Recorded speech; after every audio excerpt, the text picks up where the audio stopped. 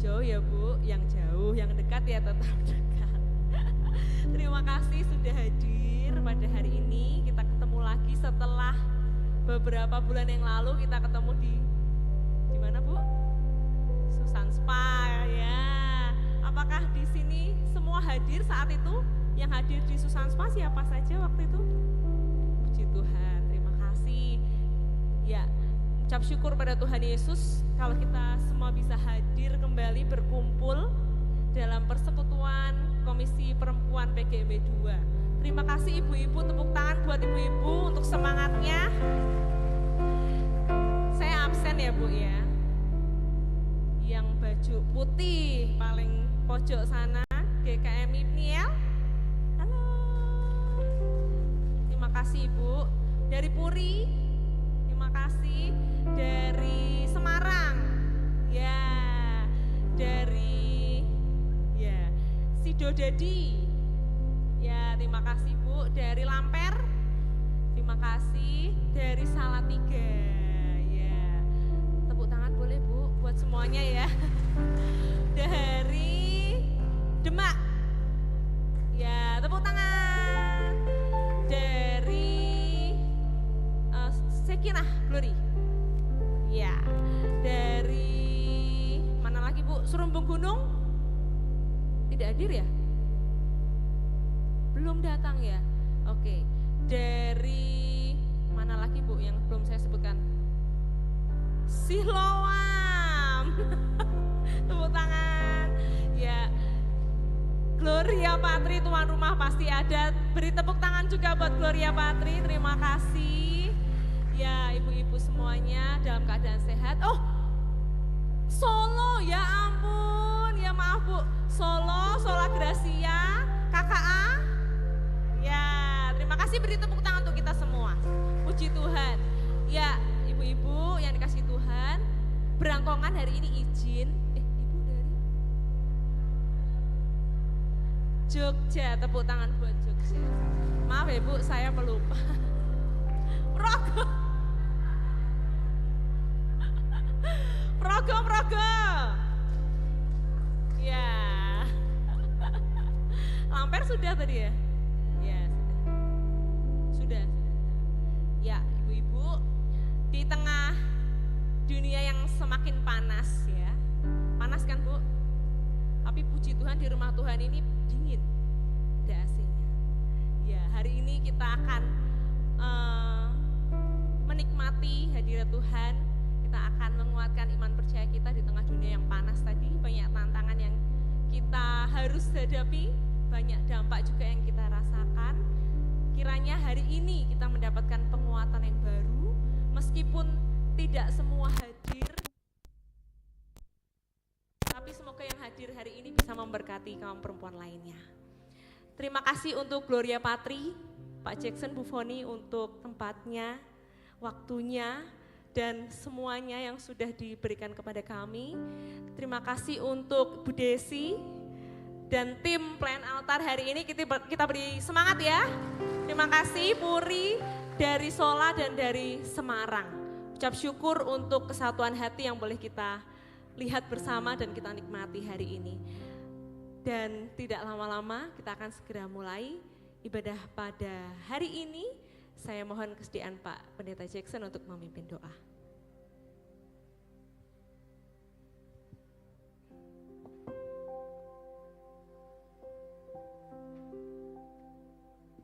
Mari kita tunduk kepala.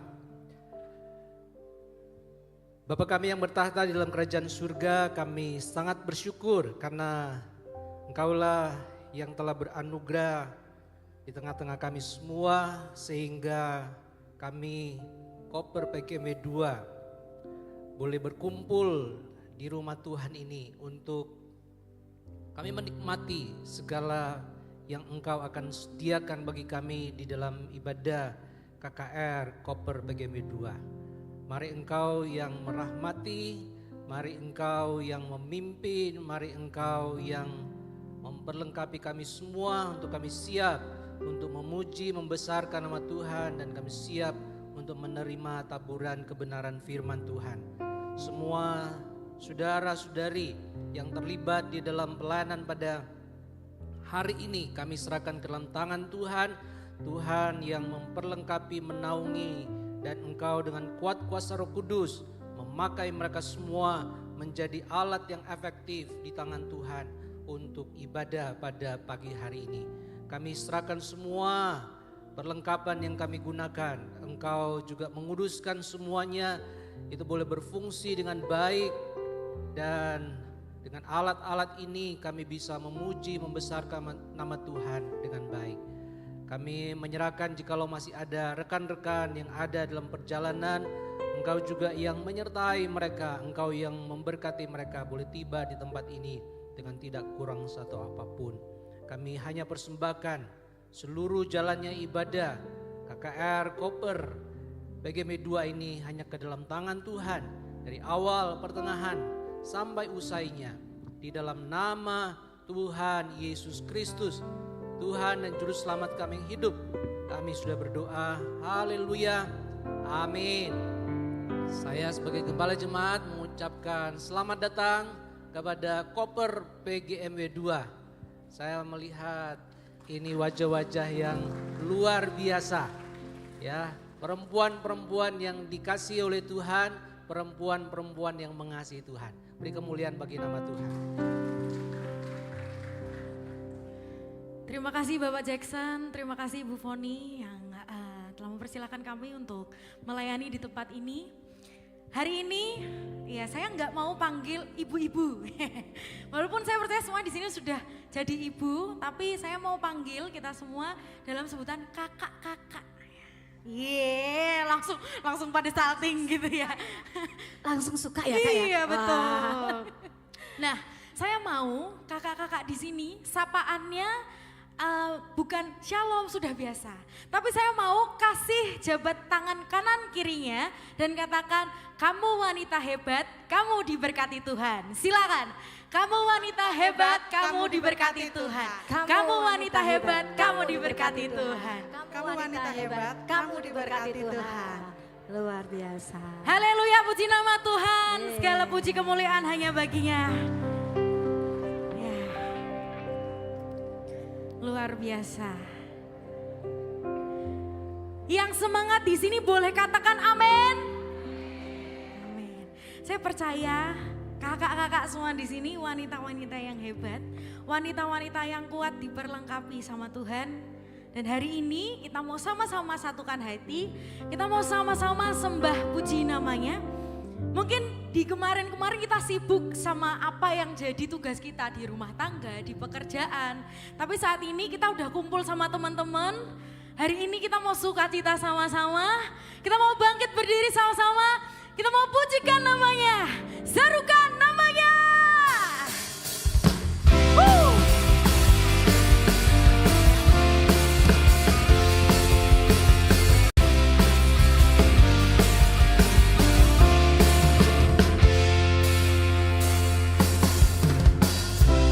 Tuhanku maha besar, Tuhanku maha kuasa, Raja segala raja.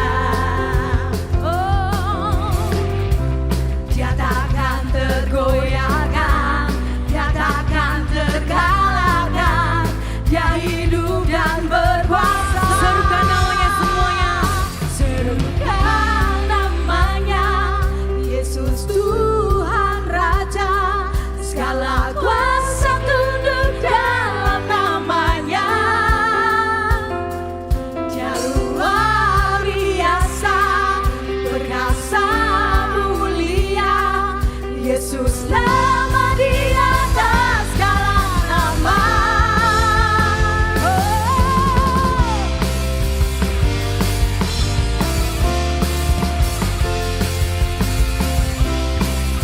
Kita mau katakan Tuhan kita maha besar.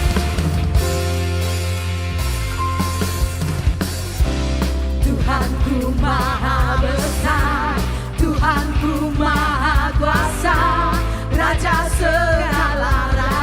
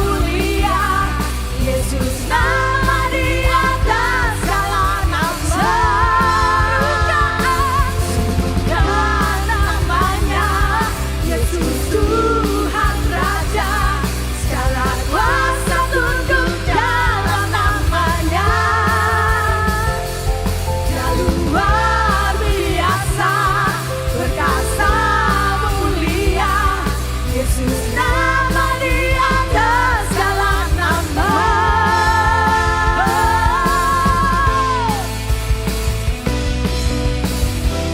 Dia Tuhan yang besar, Dia Raja di atas segala raja.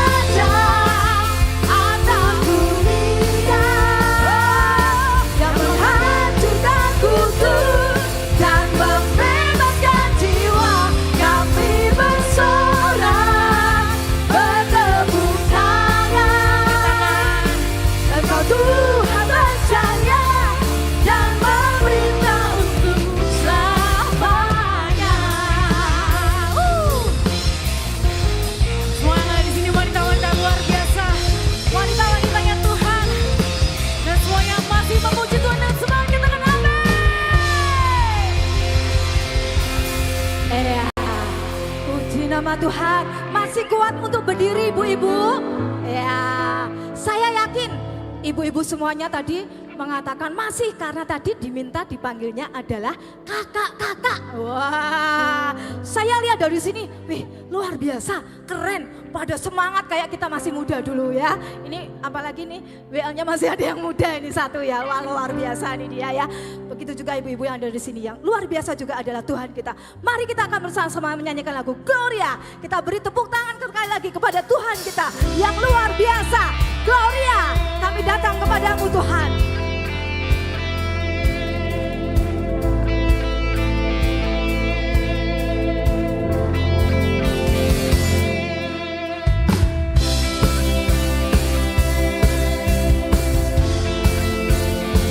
Beri senyum kepada kakak-kakak samping kanan kiri kita. Kita akan katakan bahwa kita datang di sini untuk bersama memuji Tuhan.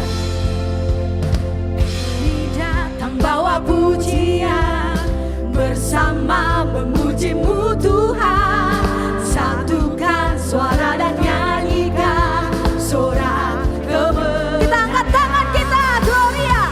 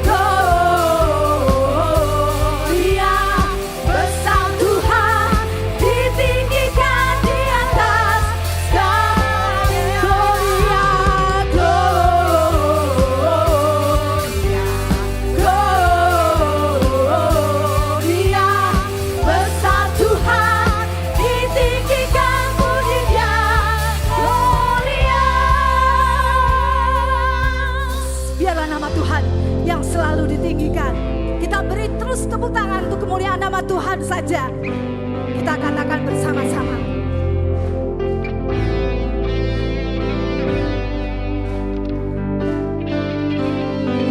We give you glory, we give you honor, we give you praise for all that you are. We give you glory, we give you honor, we give you praise. Gloria, we give you glory, we give you honor, we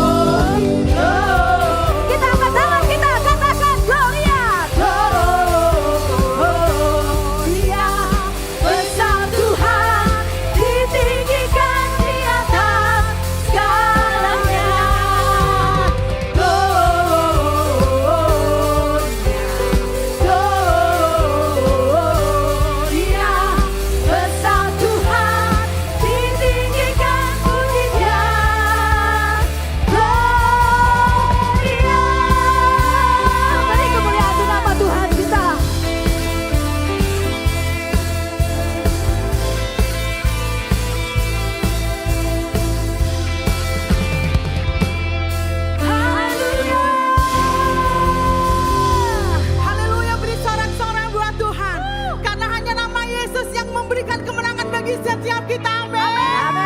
Beri sorak-sorai buat Tuhan. Yesus yang dahsyat bagi setiap kita, haleluya.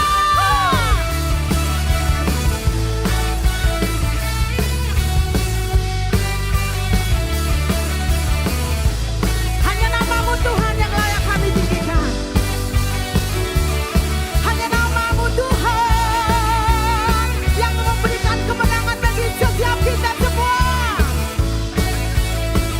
Namanya Tuhanku, menara yang teguh. Katakan kota benteng. Kota benteng berlindung. Haleluya. Terima kasih Tuhan. Allah yang perkasa, ya Bapa yang kekal. Gunung batu keselamatanku,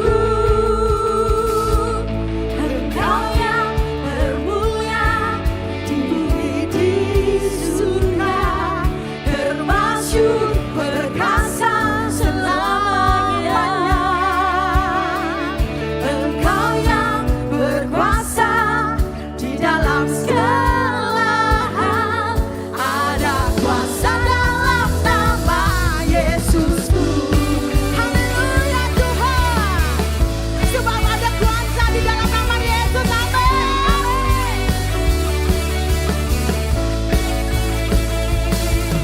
Ya Tuhanku, menara yang teguh, Katakan kota benteng perlindungan. benteng perlindunganku. Allah yang perkasa. Yang perkasa, ya Bapa yang kekal. Gunung batu keselamatanku, Engkau yang termulia di bumi di surga, termasyur perkasa selamanya. Engkau yang berkuasa di dalam segala hal, ada kuasa dalam nama Yesusku. Engkau yang bermulia di bumi di surga, termasyur perkasa selamanya. Engkau yang berkuasa di dalam segala hal, ada kuasa dalam nama Yesusku. Haleluya. Hanya ada kuasa di dalam nama Yesus. Mari kita pujikan dengan segenap hatimu.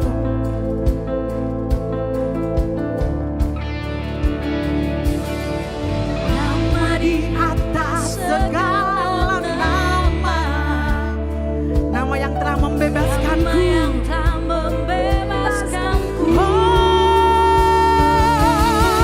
Segala kuasa tunduk pada nama itu, Yesus Tuhan segala Tuhan.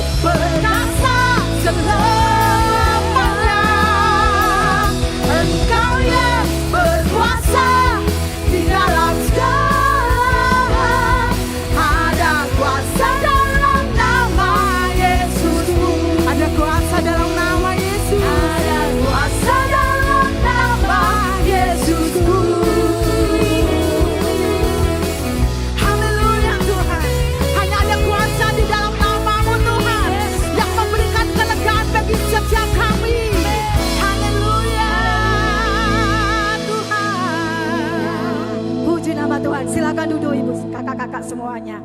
Panggilnya salah ini tadi mau ibu-ibu ya. Sekarang tibalah saatnya kita untuk kita memberikan persembahan. Silakan untuk petugas persembahan bisa maju ke depan.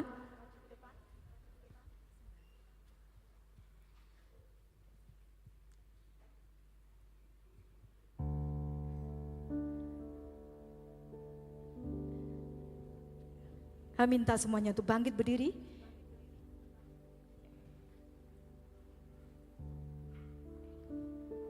Ibu Susi akan berdoa untuk persembahan. Mari kita berdoa. Kami mengucap syukur untuk segala kebaikan Tuhan. Kebaikan Tuhan yang selalu mengalir bagi seluruh kehidupan kami setiap saat. Tuhan, saat ini kami akan memberikan persembahan. Kiranya Tuhan berkati persembahan kami siang hari ini agar bisa menjadi kemuliaan bagi nama Tuhan.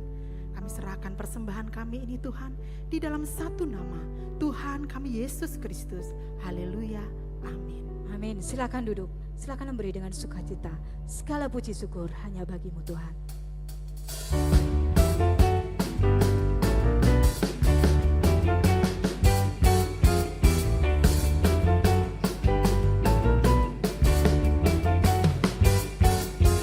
Segala puji syukur hanya bagimu Tuhan. Layak dipuja.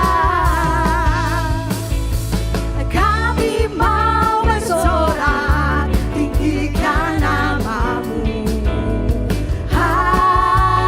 Sekali lagi katakan segala puji syukur. Segala puji syukur hanya bagimu Tuhan. Sebab kau yang layak dipuja. Kami mau bersorak tinggikan namamu. Katakan bersama-sama, soraklah haleluya. Soraklah haleluya, oh soraklah haleluya, haleluya. Soraklah, soraklah haleluya, oh soraklah haleluya, haleluya, haleluya. Sekali lagi haleluya. Haleluya.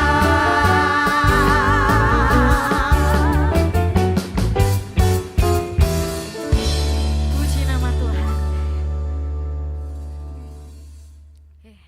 Kakak-kakak, hari ini masih sama, kita nggak berhenti menyembah dan muji namanya. Bukan hanya dengan puji-pujian kita, tapi bagaimana ketika hari-hari susah, ketika hari-hari sulit, kita mau merasakan anugerahnya Tuhan dalam hidup kita.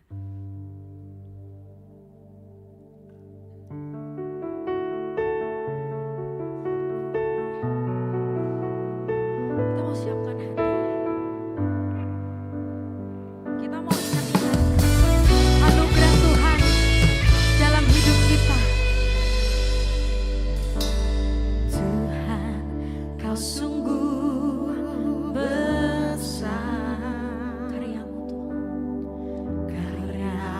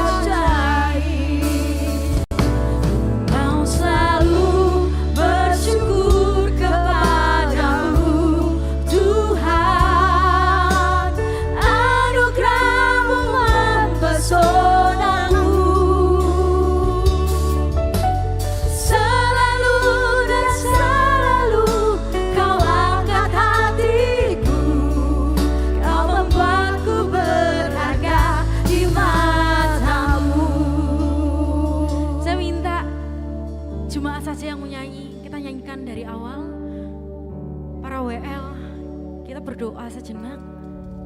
Mari nyanyikan pujian ini dari awal.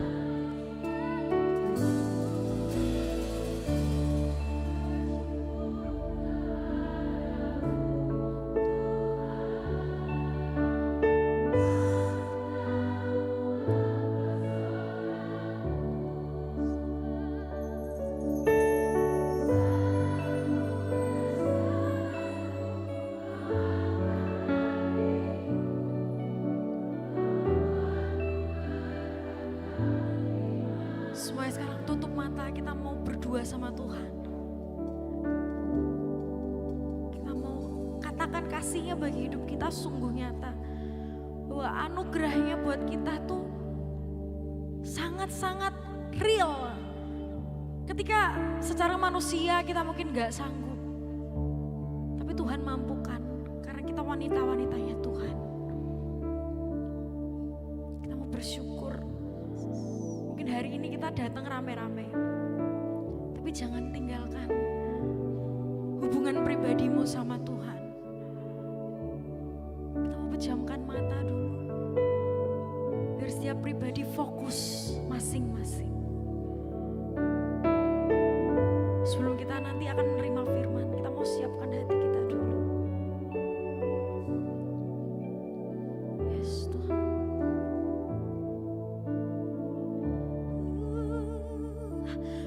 Mau selalu bersyukur kepadamu Tuhan, anugerah-Mu mempesonaku, selalu dan selalu Kau angkat hatiku, Kau buatku berharga di matamu. Mau selalu bersyukur kepadamu Tuhan, anugerah-Mu mempesonaku,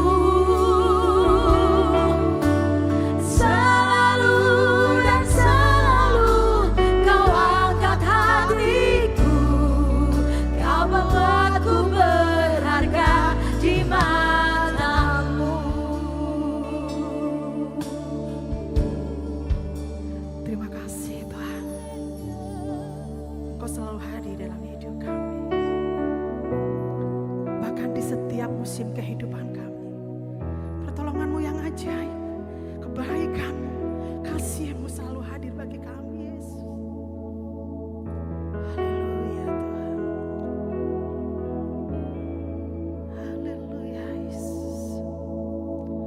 Setiap musim hidupku selalu kulihat setiamu melewati badai yang besar. Tangan-Mu menjaga langkahku di dalam setiap keadaan. Engkau mendengar seruanku. Kau Tuhan tak pernah terlelap. Tangan-Mu menjaga hidupku. Bersamamu ya Tuhan, aku sanggup berjalan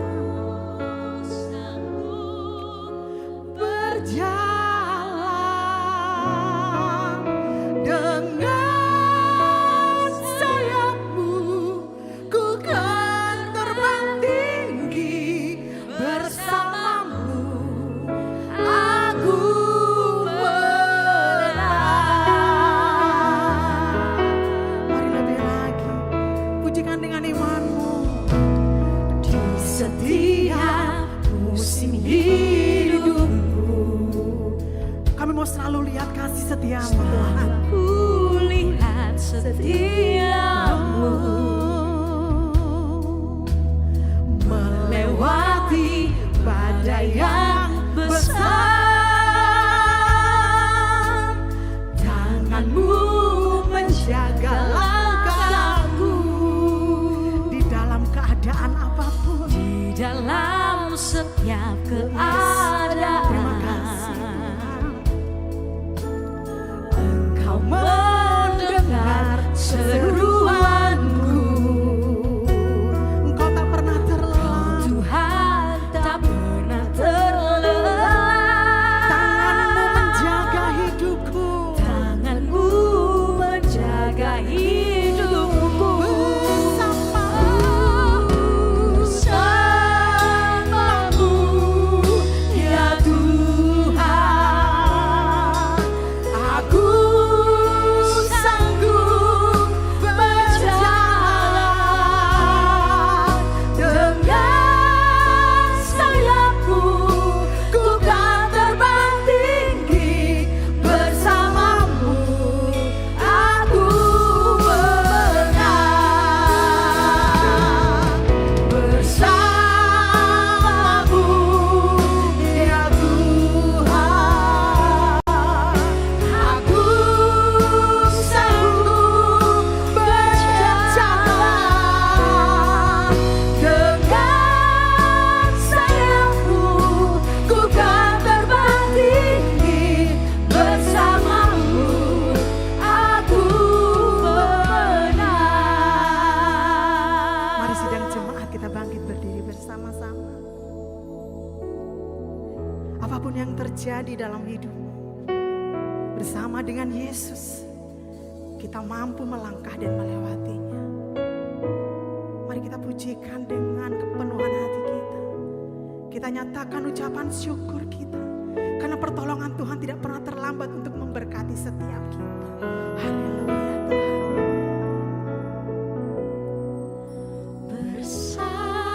Bersamamu ya Tuhan, aku sanggup berjalan dengan sayapmu. Ku kan terbang tinggi bersama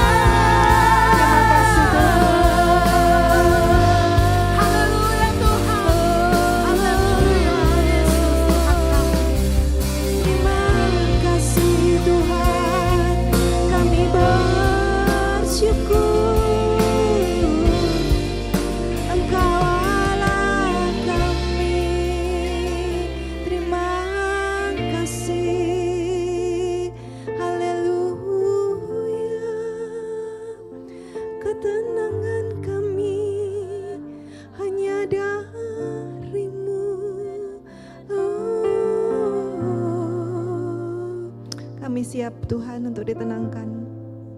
Bukan oleh perkara-perkara dunia, bukan oleh kecukupan dan kemapanan materi, bukan dari penilaian orang-orang sekitar kami, tapi oleh kebenaran firman-Mu. Legakan hati kami Tuhan, Engkau ada di sini, jamah, lembutkan. Jika ada beban berat yang menindih di dada dan hati kami, beri kelegaan, jamah kami. Dalam nama Tuhan Yesus kami siap terima kebenaran dan ketenangan dari Tuhan sendiri. Sama-sama kita katakan, amin. Silakan duduk. Iya. Sekarang jam 11 kurang 15, saya nanti minta tolong keyboardis jam 30 menit ya, jam 12.15 bisa maju, mainkan musik pelan. Saya sudah tua, saya harus mendisiplin diri saya dengan bantuan orang lain tidak bicara terlalu banyak. Ya ini cara kita untuk melatih, kadang kita nggak sadar, kita tuh ngomongnya udah terlalu banyak. Ya sedikit perkenalan walaupun Bapak Ibu ada ya, ada Bapaknya ya.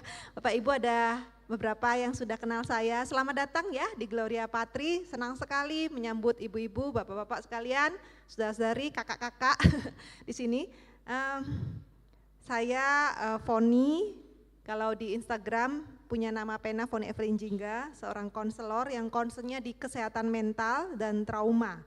Saya punya yayasan Teman Berteduh Indonesia. Kalau mau stalking langsung saja ke temanberteduh.com.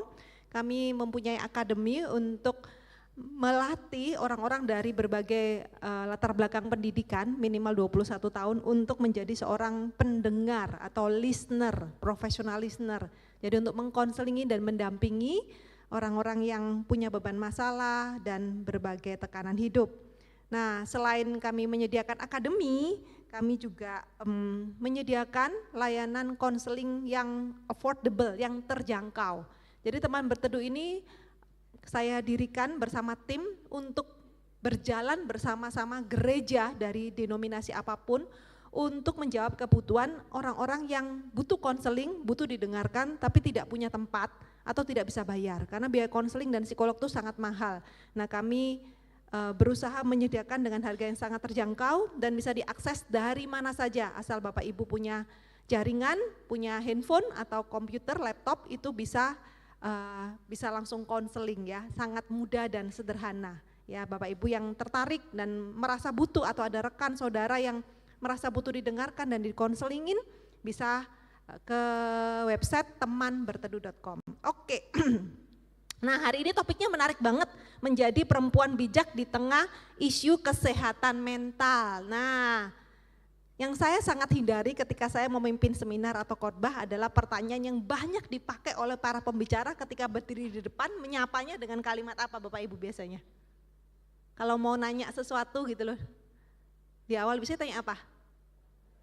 Apa kabar? Ya motivator tuh atau pembicara mesti lari. Apa kabar? Shalom gitu. Terus biasanya jawabannya orang-orang atau pesertanya apa? Wah baik, luar biasa, puji Tuhan, Tuhan dahsyat. Rohani sih gitu ya. Tapi kadang-kadang itu terlalu kamuflase. Karena banyak sekali klien-klien saya itu begitu konseling, saya mengajarkan kepada peserta konselor di tempat kami, listener tempat kami, pertanyaan yang tidak boleh diucapkan di 5 menit pertama adalah apa kabar? Kenapa? Kalau orang datang konseling biasanya harusnya kabarnya sedang sulit kan? Dan karena kita lata, apa kabar? Pasti dia jawabnya baik, baik, sehat, puji Tuhan, dahsyat. Tapi sedetik atau 5 detik kemudian dia, Foni aku udah stres Foni gitu ya. Jadi tadi itu apa? Tadi itu kamuflase, itu lata.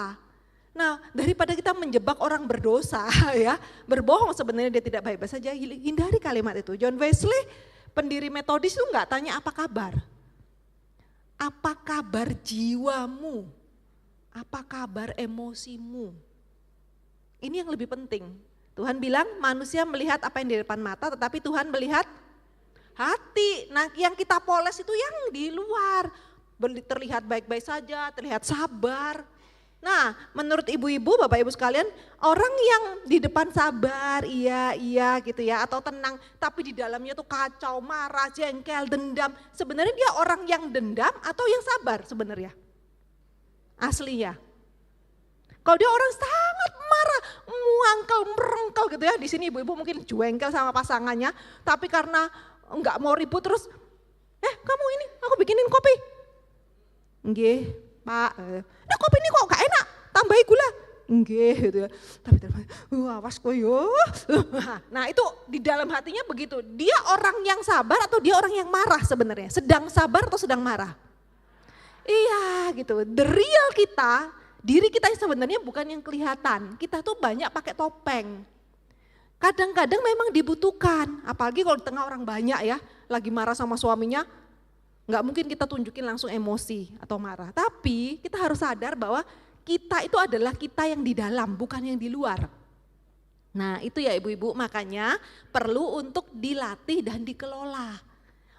Orang Kristen kebanyakan banyak dituntut jadi orang sabar, baik, sopan, sehingga di dalamnya udah kacau balau, amburadul, tetap inggih, shalom, selamat pagi, Tuhan Yesus baik, luar biasa. Jadi kesehatan mentalnya sangat berantakan. Nah, data riset menunjukkan bahwa peningkatan kasus kecemasan dan depresi itu tambah hari, tambah tahun tuh tambah naik persentasinya. Naik 127% untuk yang kecemasan dan untuk yang depresi itu 155%. Ya dan karena ini acara untuk Komisi Perempuan, riset secara global dunia maupun Indonesia itu prevalensinya atau presentasi kecemasan dan depresi perempuan dan laki-laki itu, perempuan tuh jauh lebih tinggi. 60% perempuan tuh lebih mudah cemas dibanding laki-laki, 65% perempuan tuh lebih mudah depresi daripada laki-laki. Kenapa kira-kira kakak-kakak? Kira-kira kenapa? Hah? Karena manusia perasaan, betul juga. Terus mungkin juga data ini terpengaruh karena laki-laki itu tidak biasa mengungkapkan perasaannya. Laki-laki tidak menangis tapi nge-gym misalnya ya. Laki-laki nggak menangis tapi ngopi padahal dalam hati dia stres, tertekan ya. Tapi memang perempuan tuh walaupun bukan berarti nggak menggunakan logika, tapi memang lebih emosional, lebih mudah merasa ya. Oke, saya mau ambil satu ayat di Filipi pasal 4 ayat 6 dan 7 ya. Saya bacakan ya. Janganlah hendaknya kamu khawatir tentang apapun juga, tetapi nyatakanlah dalam segala hal keinginanmu kepada Allah dalam doa dan permohonan dengan ucapan syukur. Damai sejahtera Allah yang melampaui segala akal akan memelihara hati dan pikiranmu dalam Kristus Yesus. Aduh baru 2 slide udah waktunya udah 15 menit ya. Ada kata janganlah. Kata jangan itu kan seperti perintah ya. Jangan membunuh. Kalau kita membunuh itu dosa. Jangan berzina. Kalau kita berzina itu dosa. Lalu kalau muncul jangan kamu cemas, jangan kamu khawatir. Kalau khawatir dan cemas itu berarti kita dosa enggak? Kok ragu-ragu? Nah kita itu orang Kristen, orang beragama itu bagus ya, mau hidup kudus dan benar selalu mengecek ya ini dosa apa enggak dosa. Kalau dosa jangan dilakukan. Tapi hati-hati enggak semua kata jangan tuh dimaknai bahwa itu berarti kita itu disuruh menyangkal realitas, fakta, menekan emosi kita. Bukan, jangan khawatir, jangan marah, jangan sedih, jangan nangis. Itu enggak begitu maksud Alkitab dan maksud Allah dan maksud Tuhan Yesus. Karena sudah riset membuktikan, penelitian membuktikan orang-orang yang menekan perasaannya, apalagi dibungkus pakai jubah, karena kan aku orang Kristen harus sabar, gak boleh marah. Itu justru yang rentan kena gangguan mental, mudah depresi, atau mungkin dia gak depresi, gak kecemasan, tapi rasa marah dan depresi dan tekanannya itu di-convert, diubah menjadi gejala-gejala fisik. Susah tidur, sering sakit kepala, lambung sering asam lambung ya toh. Ada penyakit-penyakit kalau diperiksakan ke dokter, ini enggak ada apa-apa Bu, Ibu cuman kecapean. Kadang yang sering naik turun darahnya. Ya bahkan penemuan-penemuan yang terbaru gatel yang enggak sembuh-sembuh, penyakit kulit atau apapun penyakitnya ketika dibawa ke dokter itu udah diobati enggak sembuh-sembuh itu ternyata setelah digali akarnya itu bukan penyakit biologis murni. Tapi penyakit pikiran, penyakit emosi, penyakit perasaan. Jadi ayat ini bukan bilang kamu itu gak boleh cemas, gak boleh depresi, gak boleh khawatir. Di Alkitab banyak tokoh-tokoh yang menunjukkan bahwa mereka tertekan. Dulu tidak ada istilah anxiety, depression, schizophrenia. ya dalam arti yang bahasa-bahasa ilmiah orang sekarang ya. Tapi Daud misalnya di Mazmur 55, hatiku gelisah, kengerian maut telah menimpa aku dirundung takut dan gentar. Lalu sekiranya aku diberi sayap, aku mau terbang cari tempat yang tenang dan pergi jauh dan sebagainya. Kalau dibawa ini ke konselor atau psikolog hari ini tanda-tanda dia gelisah, takut, gentar, pingin pergi, ini sudah ciri-ciri awal, gejala-gejala awal depresi. Ya, jadi di Alkitab memang tidak ada kata-kata istilah-istilah medis tentang gangguan mental, tapi secara implisit itu ada, tersimpan ya, secara tidak langsung itu sudah ada gitu. Yeremia misalnya, terkutuklah hari kelahiranku, mengapa aku keluar dari kandunganku. Ayub juga, lebih baik aku dicekik daripada mati, menanggung penderitaan. Jadi orang depresi itu rasanya kepingin menghilang, pingin pergi jauh. Bahkan kalau ibu-ibu pernah dengar banyak kejadian orang bunuh diri. Nah semoga pulang dari sini ibu-ibu enggak, kalau dengar orang bunuh diri enggak tanya ini. Biasanya orang kalau dengar, si itu tahu enggak ada kabar anak 16 tahun bunuh diri, ibu-ibu 25 tahun masih muda bunuh diri. Atau yang terakhir saya dengar di Makassar, anak 12 tahun kelas 6 SD bunuh diri ya. Untungnya masih selamat, cuman harus beroperasi berkali-kali ya. Terus biasanya pertanyaan kita pertama apa kalau dengar itu? Ada teman, ada keluarga, ada jemaat bunuh diri, pertanyaan kita apa? Hah? Kenapa? Apa sebabnya? Itu kalimatnya kurang tepat. Ya ini nunjukin kita itu bukan empati tapi kita kepo ya. Karena orang itu tidak pernah bunuh diri itu ujuk-ujuk ibu-ibu. Orang mau bunuh diri itu perjalanannya itu panjang, bulan bahkan bertahun-tahun. Jadi orang mau bunuh diri itu biasa di awal dengan rasa hampa, tertekan. Ya tadi cemas, gelisah, kemudian pengen menghilang. Pertama dia menghilang dari keluarga dan sosialnya, sering di rumah, nggak mau kerja, nggak mau sekolah, masih nggak tahan nih, masih nggak sembuh nih. Rasanya dia pengen menghilang yang nggak mandi. Kadang ada yang masuk ke kamar mandi nggak keluar-keluar, tidur di bawah lemari, di dalam lemari, duduk di bawah meja. Itu sebenarnya dia kepingin pergi dari dia ini karena begitu sakitnya, begitu menderitanya. Nah kalau sampai enggak tertangani dengan baik, akhirnya dia pilih menghilang dari dunia ini. Jadi bagi orang yang depresi, gangguan mental, jatuh dari lantai 20 itu ke bawah itu bukan mengerikan, tapi itu menenangkan. Ngerikan Bapak Ibu, teman-teman, karena mereka begitu menderita, begitu sakit. Sehingga mereka ingin mengakhiri, jadi mereka sebenarnya bukan mau mengakhiri hidupnya, dia mau mengakhiri penderitaannya. Jadi di Alkitab itu ciri-ciri atau gejala-gejala orang yang khawatir dan cemas berlebihan, tertekan dan segala macam sudah ada. Termasuk siapa? Tuhan Yesus. Saya enggak sebut ya Yesus itu depresi. Wow itu bahaya banget ya. Saya bisa diturunkan jadi hamba Tuhan ya. Tapi Tuhan Yesus di dalam kemanusiaan menyatakan jelas. Ketika di mana ini? Di Getsemani. Kata-katanya enggak diringankan, aku sedih gitu ya. Tapi apa? Aku sangat sedih seperti mau mati rasanya. Dan ini itu normal. Ya ibu-ibu perhatikan, normal. Jadi kalau ada rasa sakit, rasanya kecewa, tertekan, mau marah, bahkan mau menghilang, bahkan mau mati itu jangan disangkal buru-buru, dirohanisasikan. Tuhan sudah memberi hidup, hidup ini adalah, ya langsung nyanyi ini dan segala macam ya. Terus kasih ayat-ayat Roma 8 ayat 28 segala, terus Filipi 4 ayat sekian segala perkara dapat. Jangan buru-buru. Orang-orang yang depresi, orang-orang yang bunuh diri, orang-orang yang tertekan itu rata-rata hafal ayat lebih daripada ibu-ibu. Jadi nggak perlu dirohanikan buru-buru. Mereka perlu dimengerti dan diakui bahwa perasaannya itu memang nyata. Jadi kalau ketemu suami, teman, adik, saudara, anak, orang tua bilang, aku kok stres yo, aku rasanya kok mau mati ya, aku mau hilang. Jangan bilang, hus, ojo ngomong ngono, ora ilok, jangan digituin ya ibu-ibu ya. Karena begitu ibu-ibu ngomong gitu, dia tuh nangkepnya, kamu itu gak ngerti yang apa aku rasakan. Terus dia ngomong lagi sama ibu pendetanya yang satu, Bu aku kok stres ya Bu, rasanya jantungku tuh gak enak, badanku sakit semua, aku rasanya gak semangat apa. Gak boleh gitu, kita anak Tuhan harus semangat. Dia ngomong lagi, aduh gak ngerti. Dia ngomong lagi sama satu orang, semuanya ngomong gitu. Akhirnya tidak ada yang mengerti dia, akhirnya dia memilih caranya sendiri, yang lebih instan bunuh diri aja mungkin. Banyak yang terjadi seperti itu, kita buru-buru merohanisasikan, dirasionalisasi. Itu semua di pikiranmu, kalau pikiranmu semangat pasti kamu semangat. Kalau semua mau takutkan ya semua akan takut. Anda bisa ngomong gitu karena Anda gak ngalamin. Jadi orang yang cemas dan khawatir dan tertekan itu real, gak bohong-bohongan.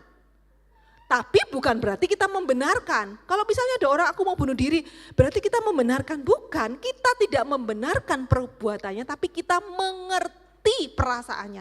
Lah terus jawabnya gimana Bu? Pertama dampingi saja, dan kedua diparafres diulang aja kalimat dia. Aku mau mati rasanya, aku stres banget. Kita cuma ngomong, oke, stres ya, kamu merasa stres ya. Itu aja, jangan buru-buru berkhotbah, kasih kesaksian dulu waktu saya kecil, dulu waktu saya remaja, dulu saya waktu muda, aku juga pernah stres kayak kamu, terus saya begini begitu. Mereka gak butuh khotbah, gak butuh nasihat. Mereka butuh dimengerti. Nah, kita semua ini adalah manusia emosi. Tadi kan kita sudah sepakat di awal ya, bukan orang itu sesungguhnya bukan yang di luar, tapi yang di dalam. Emosi itu anugerah. Ibu-ibu, bapak-bapak, saudara-saudara. Jadi kalimat emosi ini sering dianggap keliru. Wonge iku emosian, maksudnya itu sering marah ya. Tapi emosi itu artinya bukan hanya marah, emosi itu banyak. Yang dasar aja ada sekitar 8, marah, sedih, bahagia, tertawa, jijik dan sebagainya. Lalu turunannya itu banyak, kalau sedih itu merasa dimanfaatkan, merasa diabaikan, merasa ditinggalkan, merasa tidak dicintai ya. Kalau marah itu juga banyak ya, merasa dianggap rendah dan sebagainya. Tapi emosi itu banyak banget. Jadi bukan wonge iku emosi itu berarti emosi itu hanya sama dengan marah. Enggak, semua emosi, senang, bahagia, takut itu semua emotion. Dan itu hadiah dari Tuhan. Tuhan yang kasih. Jadi sedih banget kalau ada orang nangis, orang sedih, orang marah terus jangan gitu, enggak boleh gitu. Loh itu tuh hadiah dari Tuhan. Coba bayangkan kalau manusia enggak punya emosi. Kalau bayangkan orang manusia itu enggak punya rasa takut, rasa marah. Lagi jalan cewek-cewek terus ditoel sama cowok. Enggak punya rasa marah nih, sabar, penuh kasih. Terus kita ngomong, enggak apa-apa saya anak Tuhan kok, coel lagi dong. Lagi enggak apa-apa gitu. Itu kan bahaya ya ibu-ibu ya. Terus kalau lihat api, kebakaran gitu, kita harus punya emosi apa? Takut, ada kebakaran terus lari. Itu kalau enggak, semua orang udah lari, ngambil air, mencoba menyelamatkan diri, tapi kita enggak punya emosi terus kita bilang, wah indah sekali ya api ini, kuning berpijar-pijar, aku ingin tetap di sini. Bahaya enggak? Nah itu orang yang kehilangan emosinya. Contohnya ya orang-orang yang di jalan-jalan telanjang, rambutnya kriwil-kriwil itu emosinya sudah tidak seimbang. Terlalu bahagia atau terlalu sedih. Yang terlalu sedih itu biasanya gini. Tapi yang terlalu bahagia itu ketawa-ketawa, telanjang, dipukul, dirambil duitnya, bahkan diperkosa juga dia nggak marah. Jadi kalau bapak ibu punya emosi lalu dibilang salah, itu keliru banget. Kalau nggak punya emosi justru ibu gangguan jiwa. Ini yang seringkali keliru. Orang yang tidak punya emosi tidak mampu mengenali bahaya. Lihat ular gak lari. Ih lucu ya ularnya. Gigit aku dong gitu ya misalnya. Gak ada marah, gak ada takut ya. Misalnya uangnya diambil orang atau handphonenya diambil orang atau ditampar. Aku gak marah kok, tampar lagi gak apa-apa gitu ya. Itu juga bahaya, kita kehilangan motivasi hidup, kehilangan empati, dan sulit mengambil keputusan. Jadi emosi itu jangan ditekan. Ya ini spektrumnya ya, dari yang paling rendah ya, hampa, lelah, takut, ini stabil ya, tenang, bahagia, marah, sangat marah. Ini semua itu hadiah dari Tuhan. Jadi dinikmati dan diterima. Yang menjadi penting adalah kita bisa mengenali keseimbangan. Kalau terlalu banyak marah, ya nanti itu mengganggu hubungan, mengganggu pikiran. Ya, tapi kalau kurang emosinya terlalu sedikit ya, semua dimarahin, ditegur, diomelin mamanya, papanya, diomelin bosnya, ya iya aja, itu juga enggak sehat. Lama-lama nanti bisa stres, tertekan dan sebagainya. Jadi kenali emosinya, ini perasaan apa. Lalu izinkan hadir, oh Foni kamu marah ya. Bersyukur loh bisa marah, banyak orang tuh gak bisa marah. Saya banyak ketemu orang gak bisa marah, gregetan aku. Lah kamu tuh kok, lah dia jual barang, barangnya sudah diambil, uangnya gak dibayar. Terus katanya apa? Katanya tunggu seminggu. Oh oke, bagus. Sudah seminggu kesana lagi, katanya tunggu 1 bulan. Sekarang mungkin udah 2 tahun. Loh kamu gak marah toh kata itu.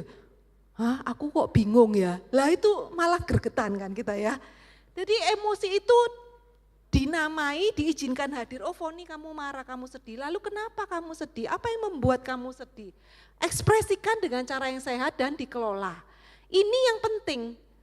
Jadi karakteristiknya emosi itu 2. Yang pertama diproses. Ayo sama-sama katakan. Diproses. Yang kedua direspon dengan benar. 1, 2, 3. Jadi 2 aja biar gampang dan diingat ya, emosi itu harus diproses, nggak boleh ditekan, disembunyikan, dialihkan dengan cara lain. Misalnya jengkel sama suami, anaknya yang dibentak, bisa diem nggak? Mamamu ki wis cuapek ngrungokke papamu yang tidak bertanggung jawab dan bla bla bla bla bla. Padahal marahnya sama bapaknya. Nanti ibu-ibu anaknya masih kecil-kecil nggak bisa ngelawan, diem aja karena badannya lebih kecil.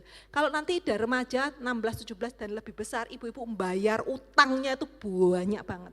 Saya mendampingi banyak klien konseling saya itu orang tuanya kaya raya, mapan, sukses tapi stres banget lihat anaknya yang sangat membangkang, tidak mau pulang dan sebagainya. Karena apa? Dia dari kecil itu menekan emosinya. Jadi jangan kita itu menekan emosi kita dan lalu mengalihkannya dengan cara nggak sehat. Ada yang mengalihkan ke orang lain, ada yang mengalihkan dengan kondisi-kondisi atau kebiasaan-kebiasaan buruk. Misalnya belanja berlebihan, kemudian kalau laki-laki ya, walaupun nggak semua laki-laki, nonton pornografi, minum minuman keras, merokok dan sebagainya, itu juga tidak sehat. Jadi emosi itu harus diproses. Tadi caranya proses gimana? Diterima dulu, ditanyain, diidentifikasi ini perasaan apa, dikasih nama. Oh sedih, kalau sedih tok itu hebat tapi harus lebih custom lagi, sedih seperti apa. Aku kayak merasa tidak didengarkan, aku merasa tidak dimengerti. Semakin kita itu ngerti namanya, semakin mudah kita mengelolanya. Lalu dikelola bagaimana kita merespon perasaan itu. Jadi jangan langsung gak boleh marah, gak boleh marah, gak boleh sedih, aku anak Tuhan. Itu bahaya. Karena semua emosi yang disimpan itu tidak hilang, tapi dia satu hari akan muncul dengan cara yang sulit. Kesenggol dikit langsung marah. Ya, karena sebenarnya sudah banyak timbunan emosi-emosinya. Nah, yang kedua adalah direspon dengan benar. Ini buat kita dan juga buat orang lain ya. Jadi kalau kita mau cerita emosi kita, kenapa seringkali kita empet? Karena kita nggak ketemu, ya kan? Ngomong sama suami ngomong, halah ngono ae mbok pikiri, ya toh misalnya ya. Atau suami ngomong sama istri, halah wis lah, aku iki sumpek mikiri duit, blonjo, malah aku iki cerita macem-macem. Nah hati-hati lo ya, makanya kenapa suami-suami banyak selingkuh. Karena ya itu tidak ada yang merespon dengan benar. Anak mau ngomong sama mamanya, mah aku mau cerita, nanti aja wis kamu belajar Rose. Nah itu, perlu direspon dengan benar. Semua emosi, sedih, bahagia, marah, semua perlu direspon dengan benar. Banyak anak-anak, ya ini ada riset yang menunjukkan bahwa ketika anak-anak di waktu kecil dan remaja, emosinya tidak direspon dengan baik, orang tuanya itu enggak tersedia kotak emosinya. Maka ketika dewasa mereka itu lebih rentan gangguan mental dan menjadi kriminal. Ya, kadang-kadang mungkin kalau saya ngomong gini ibu-ibu mungkin mikir gini, oh untungnya aku di rumah nggak pernah gitu. Saya mau kasih tahu ya ibu-ibu, klien saya itu kebanyakan rata-rata 90 dari 90% ya, tidak sadar alias semuanya. Semua pada bilang aku sangat support sama anakku, aku sangat mengerti anakku, aku sangat menghargai anakku. Tapi setelah ngobrol-ngobrol ketahuan Kalau enggak begitu, contoh, saya kasih contoh, saya punya klien umur 17 tahun itu kalau marah sama mamanya itu ya, mati wae kowe. Aku gak gelem delok raimu. Itu anak perempuan loh. Dan mamanya setiap kali dengar gitu nangis gitu ya. Singkat cerita, mamanya dulu yang datang konseling. Dia bilang padahal aku tuh loh anakku butuh apa aja, aku antar jemput, dia suka olahraga aku antar jemput, dia mau diet aku masakin enak-enak, yang sehat, aku selalu ada buat dia dan segala macam. Kenapa ya? Pertama ya saya nggak tahu, saya gali-gali setelah berapa sesi, ternyata nggak seperti itu ibu-ibu. Jadi nggak tahu bagaimana ini anaknya nggak sengaja juga konseling sama saya, padahal nggak direncanakan gitu, karena mamanya udah nggak ada komunikasi. Dan perspektif mama sama anak itu beda, mamanya sudah memberikan semuanya, tapi anaknya merasa bahwa mama itu sangat menyebalkan.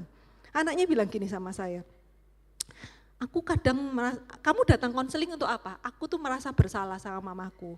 Mamaku kadang-kadang aku terlalu emosi dan itu menyakiti mamaku, aku pingin mengelola gitu loh. Lah apa yang membuat kamu itu kasar? Kadang dia bilang, dia ngaku saya suka misuh gitu. Dia bilang, kalau aku baik sebentar aja sama mama itu banyak tuntutannya. Banyak tanya soal ini, soal itu. Tanya apa misalnya, gimana olahragamu itu. Padahal cuma nanya gitu loh ya. Tapi bagi dia itu tuntutan dan beban. Makanya ibu-ibu di sini kalau merasa hubungannya baik-baik saja itu perlu mengevaluasi diri, perlu duduk. Paling tahu itu tanyanya sama siapa? Kalau sebenarnya anak itu benar-benar didengarkan apa enggak, itu paling tahu tanyanya sama siapa? Sama siapa? Sama anaknya sendiri. Coba nanti pulang ya, tapi jangan buru-buru ya begitu pulang. Aku mau tanya, sini kamu duduk ya. Kamu sebenarnya sama ibu itu gimana? Udah jujur aja, tambah wedi dia ya. Jangan gitu, bangun dulu, kasih makan, koneksi dulu, lihat matanya, tepuk-tepuk. Ibu mau tanya ya. Tapi kalau kamu jujur ibu senang ya, namanya orang kan bisa salah ya. Kamu itu yang paling kamu gak suka, yang membebani kamu waktu ibu ngomong, waktu ibu berekspresi, bersikap itu apa?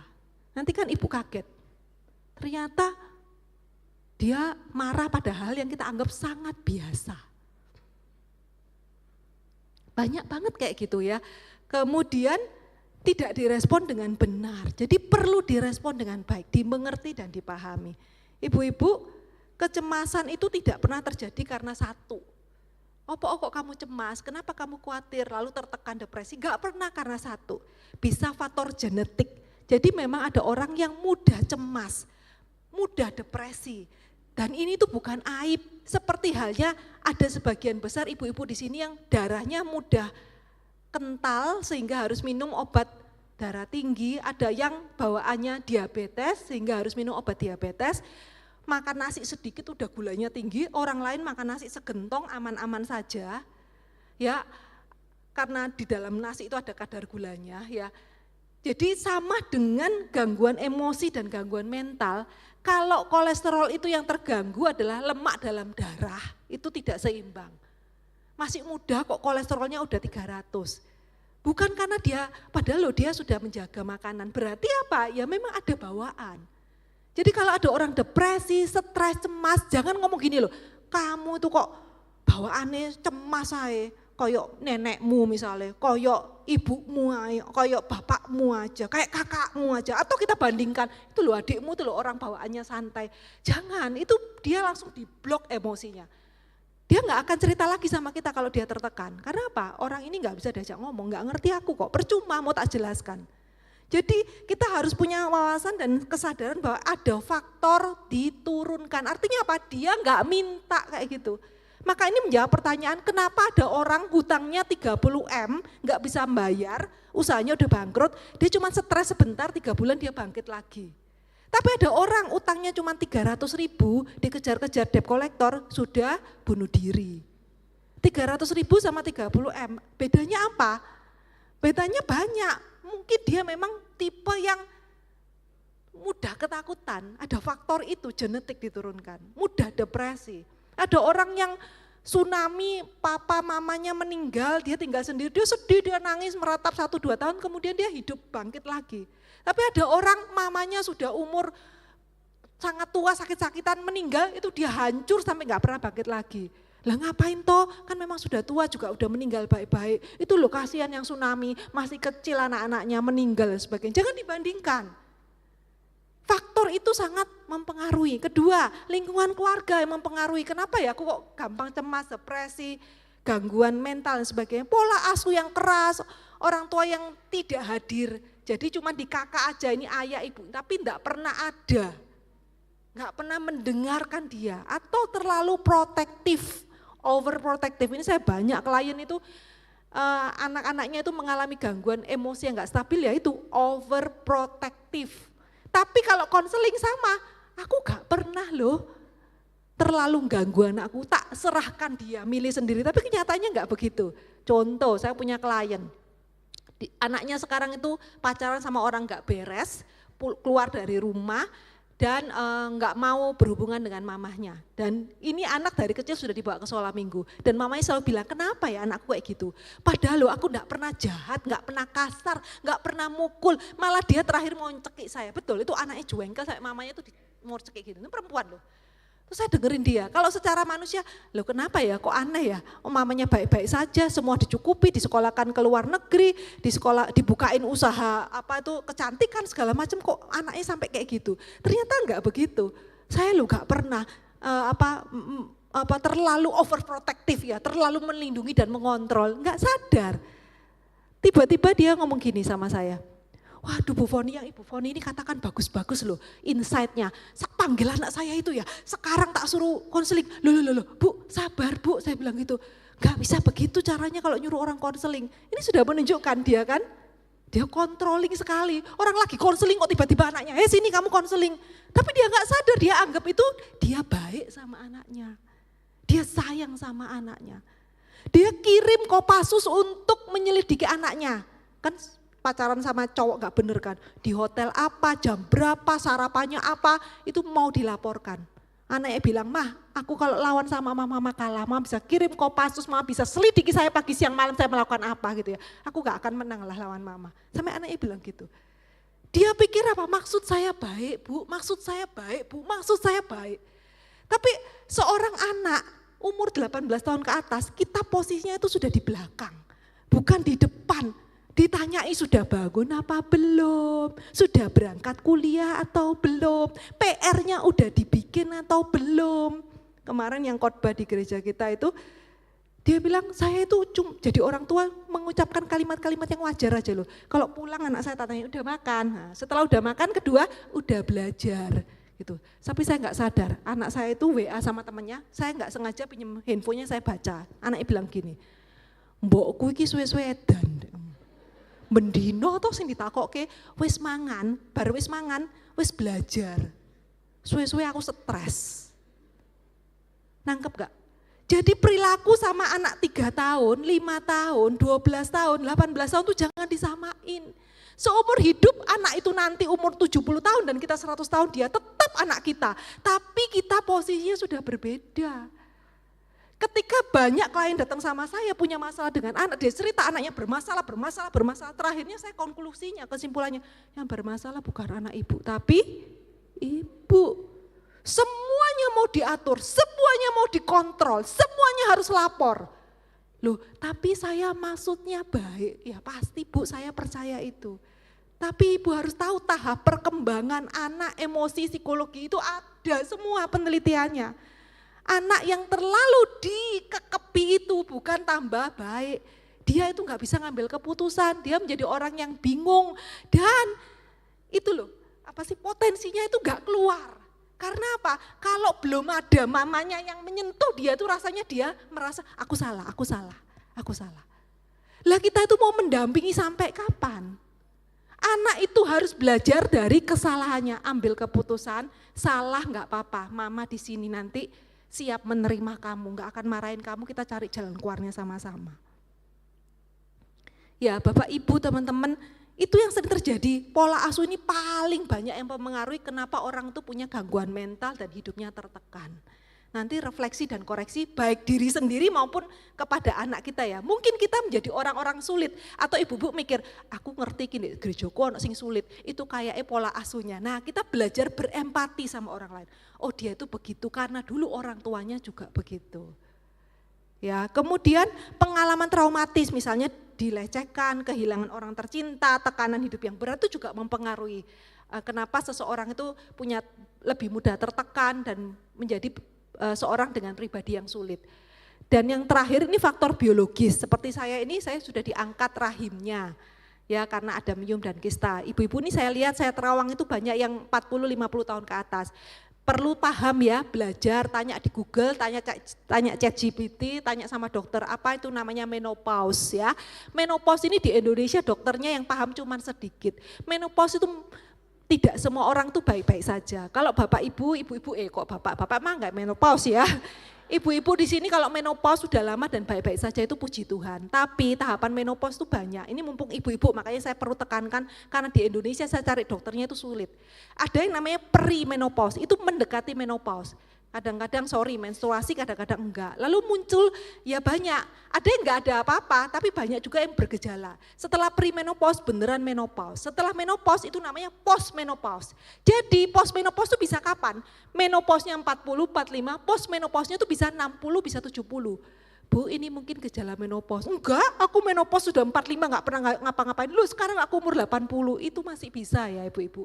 Ibu-ibu nanti baca hormon estrogen dan progesteron itu banyak banget mempengaruhi kita. Termasuk salah satunya ibu-ibu kan tanya dulu aku makan banyak kok enggak gendut ya. Sekarang kok lihat air putih aja kok naik berat badan saya. Itu bisa dijelaskan secara medis. Estrogen itu fungsinya menempatkan lemak pada tempatnya.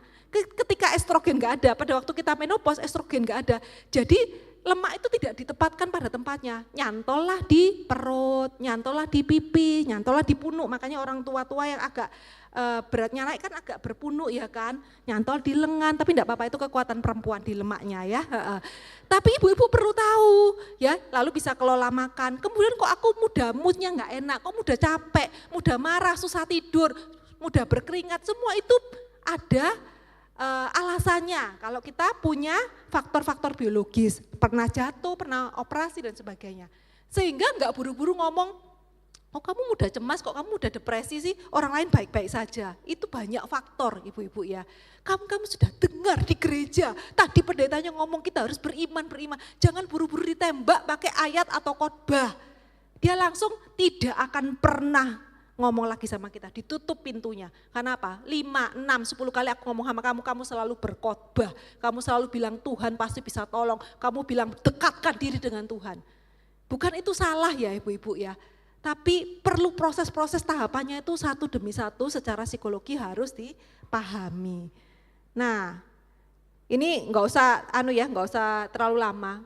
Bagaimana Bu saya tahu bahwa kondisi tertekan saya ini sudah melebihi batas dan saya sudah harus cari bantuan. Sebenarnya cari bantuannya itu enggak nunggu sampai parah ya. Kalau sudah sering terganggu itu mulailah paling enggak bercerita. Bercerita itu memproses emosinya. Tadi apa?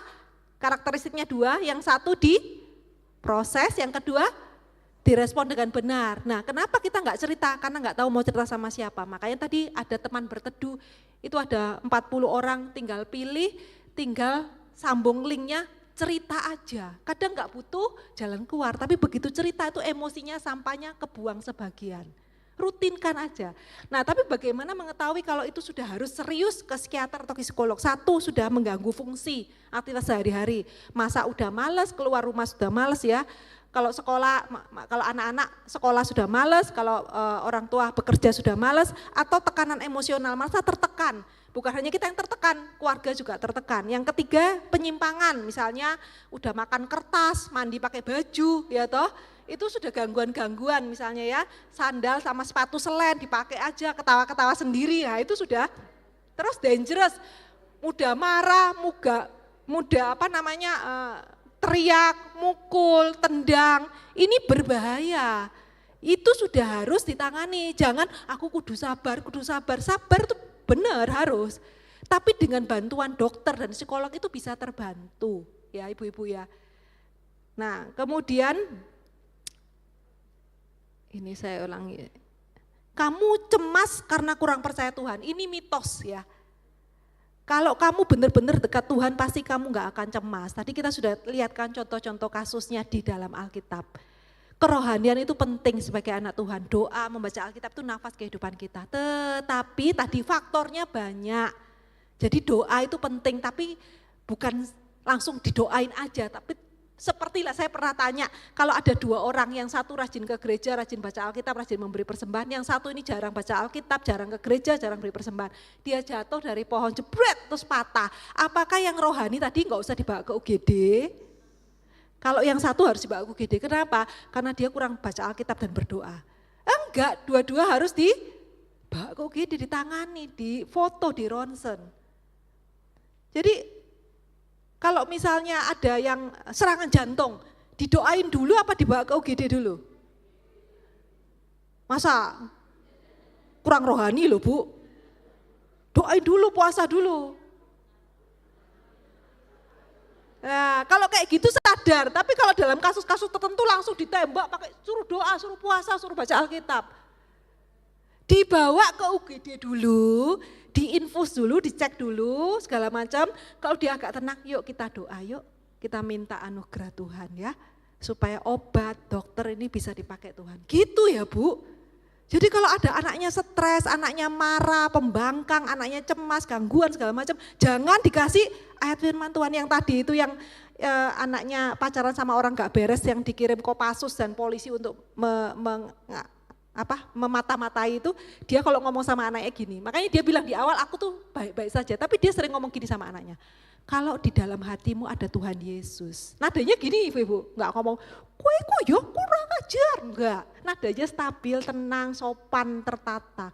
Kalau di dalam hatimu ada Tuhan Yesus, kamu enggak mungkin bersikap seperti ini kepada mama. Ini loh kalimat-kalimat yang suka mengintimidasi, diweden-wedeni. Kowe yo lek gak nurut mama yo, nanti lek mamamu mati rasake kowe. Ayo, ngaku ada yang sering gitu atau yang pernah dengar gitu? Ada toh ya, ngaku ya. Itu tidak sehat Bu, dihukum, dibentak dan ditakut-takuti. Wes sejak saiki kalau kamu ndak nurut sama ibu gak gelem ngurus kowe meneh ya. Jadi seperti tubuh bisa terluka, jiwa itu bisa sakit. Kalau patah kaki disuruh berobat, tapi kalau hatinya, jiwanya patah, kok disuruh bertobat? Ya harus diobati juga, bukan hanya bertobat. Oke, ini nggak usah, sudah datang ini ya. Nah kadang-kadang depresi dan tekanan-tekanan kita itu karena pusat hidup kita bukan lagi Tuhan. Bisa jadi power, misalnya tadinya aku punya toko, punya kerjaan, tadinya aku punya sesuatu ya, rasanya kalau aku ngomong lebih dihargai, sekarang aku enggak punya, itu kita merasa bahwa pusat hidup kita kuasa itu. Begitu kita enggak punya kuasa itu kita merasa tidak berharga. Kontrol, dulu aku punya tabungan untuk setahun ke depan aku aman. Tapi begitu tabungannya kurang sedikit aja, kurang 100.000, 200.000 kita enggak tenang, takut. Berarti Tuhanmu itu bukan Kristus Yesus tapi uangmu, depositmu, tabunganmu ya. Penerimaan orang lain. Dulu tuh dia baik sama aku, dulu orang-orang suka mengunjungi aku, suka ngajak pergi aku, sekarang enggak. Aku sedih, aku tertekan, aku stres. Berarti Tuhanmu yang kamu sembah itu bukan Tuhan, tapi apa? Penerimaan orang lain. Jadi ini kadang-kadang yang sering menjadi kita tertekan. Nah ini saya tutup dengan ini ya, ini cici saya. Cici saya punya gangguan mental, saya juga punya gangguan mental. Mungkin ibu-ibu ada yang sebagian sudah tahu ya. Saya mau memberi kesaksian ini supaya tahu, walaupun kita gangguan mental, kalau ditangani dengan baik, ibu-ibu masih bisa produktif, bisa melayani. Saya banyak melayani orang-orang kan gangguan mental, saya banyak mengkonseling orang. Artinya apa? Kalau saya gangguan mental aja bisa sembuh dan bisa produktif melayani. Nah makanya ibu-ibu yang mungkin punya kecemasan, punya gangguan mental, selama ditangani dengan baik, itu tetap bisa aktif dan mempunyai hidup yang berkualitas. Jadi saya itu kalau kambuh gangguan mentalnya, saya nggak pakai istilahnya ya, mungkin bingung ya. Bipolar, schizofrenia nggak paham ya, itu dia menggundul rambutnya, menggundul alisnya. Setelah minum obat, setelah konseling, nah ini karena terlalu lama kadang-kadang bisa minum obatnya butuh 1,5 tahun. Nanti dia sehat lagi, dia kerja lagi, dia bisa menabung lagi. Oke, kita mengingat Kristus yang mati di kayu salib. Semua penderitaan, ketakutan, kekhawatiran dan masa depan kita sudah ditanggung Kristus. Kita sudah aman. Ini yang menjadi terapi setiap kita ketika kita khawatir dan cemas. Foni, kamu sudah aman. Kamu aman di dalam Tuhan, ya. Diproses, bukan dipendam. Terakhir kita refleksikan, saya minta worship leader dan singer. Pertanyaan pertama, boleh di capture nanti direnungkan di rumah. Apakah akhir-akhir ini Anda sering hidup dalam rasa takut, khawatir, lelah, hilang harapan daripada merasa tenang dan merasa bahagia? Lebih banyak mana? Yang kedua, apakah ada beban, luka, trauma, tekanan, kebutuhan emosional yang selama ini Anda itu pendam, gak pernah diproses? Marah, takut, kecewa, yang gak pernah diproses karena gak tahu cara prosesnya dan gak tahu sama siapa pemprosesnya. Dan yang ketiga, apa yang sebenarnya menjadi sumber kita bergantung rasa aman kita dan sandaran hati kita supaya hidup kita itu menjadi tenang di tengah kondisi yang tidak pasti. Apakah uang, apakah penerimaan orang, ataukah popularitas atau apa? Itu yang perlu. Kalau itu bukan Tuhan, maka itu yang menjadi alasan kenapa ibu-ibu sekalian tidak tenang dan sering merasa tertekan. Yuk kita sama-sama nyanyikan Mengalir Kuasa dari Tempat Maha Tinggi. Kita mau tutup mata, kita ambil waktu sebentar untuk memproses diri kita, menanyakan kepada diri kita apa ya emosi-emosi yang selama ini aku gak pernah bisa bicarakan ke orang lain. Apa ya yang selama ini tempat aku bergantung yang bukan Tuhan. Dan tempat aku bergantung itu sesuatu yang sebenarnya fana, bisa berubah dan tidak bisa dijadikan sandaran. Penerimaan orang, pujian orang, pengakuan orang lain, pekerjaan, kesehatan. Kalau aku menggantungkan hidupku dan kebahagiaanku dari itu semua, maka aku menjadi orang yang tertekan.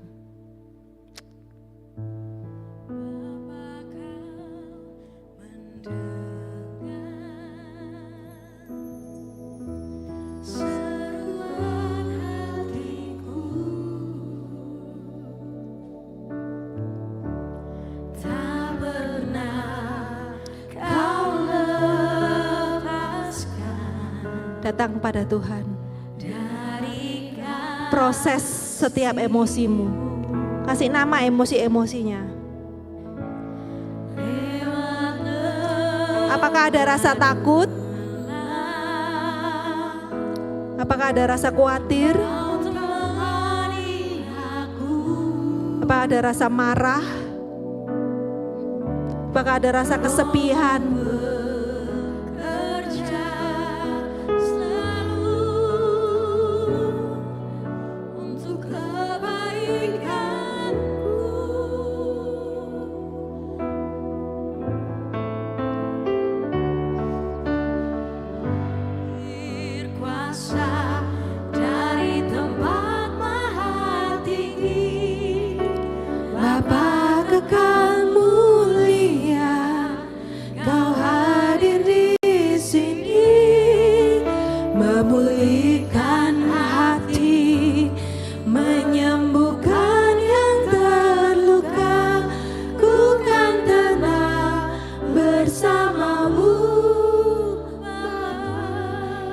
Silakan bangkit berdiri.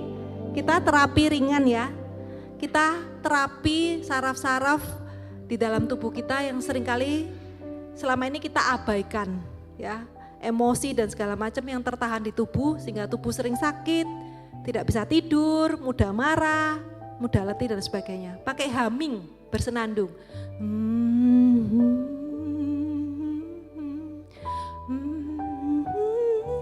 Semuanya humming.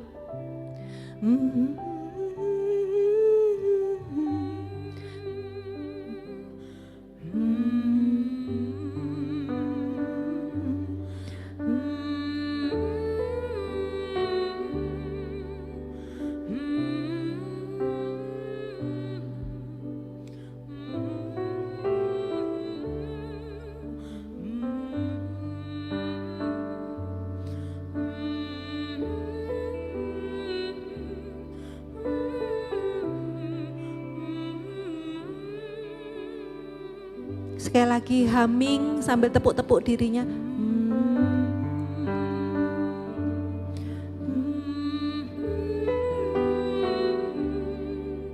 Kalau selama ini tertekan dan tidak bisa menangis, ambil waktu untuk menangis. Sedih itu emosi. Sedih itu wajar.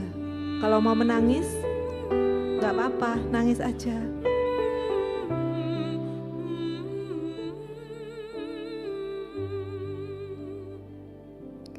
Mengalir kuasa dari tempat maha tinggi, Bapa kekal mulia, Kau ya Tuhan, dengarkan aku Tuhan, pulihkan aku Tuhan. Kau tahu perasaan-perasaanku yang tidak bisa kuungkapkan kepada siapapun Tuhan.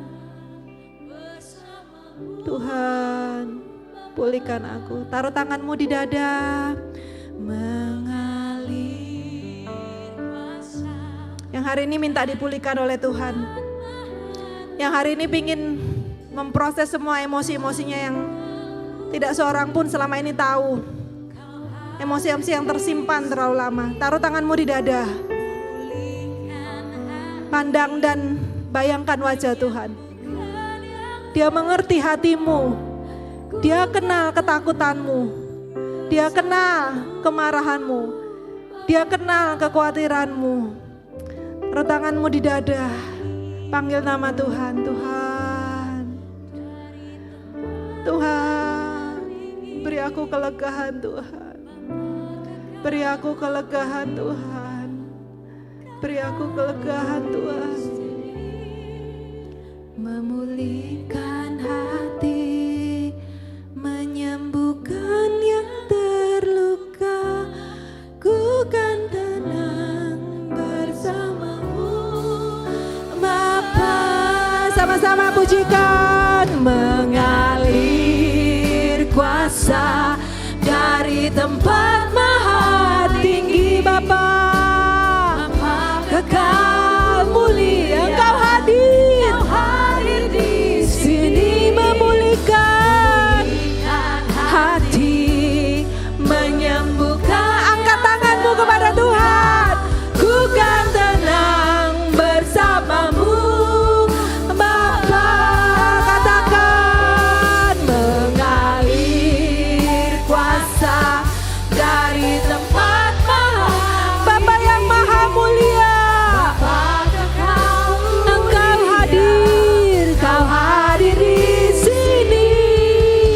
Memulihkan hati, menyembuhkan yang terluka, ku kan tenang bersamamu. Sekali lagi katakan. Mengalir kuasa dari tempat maha, ya Tuhan. Bapa kekal mulia, ya Tuhan. Kau hadir di sini.